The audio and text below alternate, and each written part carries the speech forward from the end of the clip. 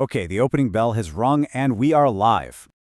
Welcome back, everyone, to another trading day here on the Football Players Exchange. I'm your analyst, Mark, and it is my job to track all the rumors and whispers that are moving this market. And today, oh boy, we are tracking some major market activity. We're going to be focusing on three giants: Manchester United, Manchester City, and Liverpool. Hey, before we jump in, make sure you hit that subscribe button so you don't miss any of our daily updates. All right, let's get to it. So with that transfer window getting closer and closer, the one question on everyone's mind is, who's really making the biggest moves? Well, it looks like there's a serious storm brewing in one city in particular. Which brings us right here to Manchester's off-pitch rivalry. You know, this isn't just about what happens on the field anymore. This is an all-out battle for talent. Okay, first up, let's look at the race for Nottingham Forest's Elliot Anderson. Right now, it seems like Manchester City is in pole position for the 23-year-old midfielder. And get this, they're apparently pushing to get a deal done before the World Cup. But as always, you can't ignore their neighbors. Manchester United are right there, following this one very, very closely. And speaking of United, what's happening there is just fascinating. This isn't just a few adjustments. We're talking about a full portfolio overhaul. They're getting good news in their pursuit of Sandro Tonali, they're leading the pack for Charlie Cresswell, and they're even thinking ahead, keeping an eye on João Gomez if Wolves get relegated. But the really big news is on the sell side. Marcus Rashford is reportedly one of 5 players heading for the door. This is a massive shakeup. And just look at this number.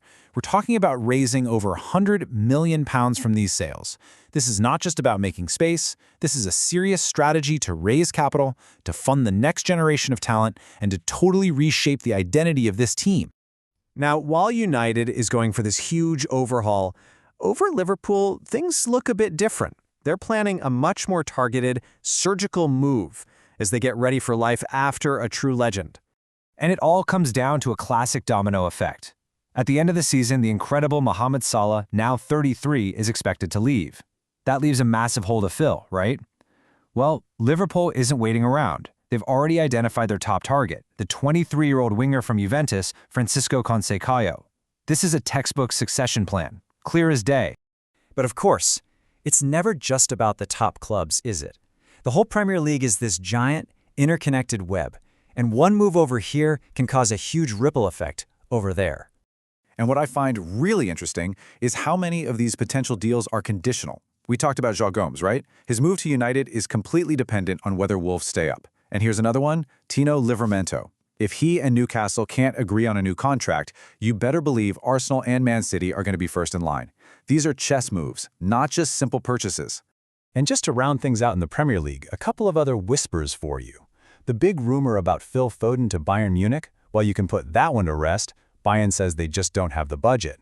Meanwhile, Villarreal are looking to England for talent, and they've reportedly set their sights on Crystal Palace's exciting winger Ismaila Sarr. Now, you know all this action in England doesn't just stay in England. The big giants across Europe, they're watching, they're waiting, and they're making their own moves in response. Just look at Barcelona. They've got a huge decision on their hands with Marcus Rashford.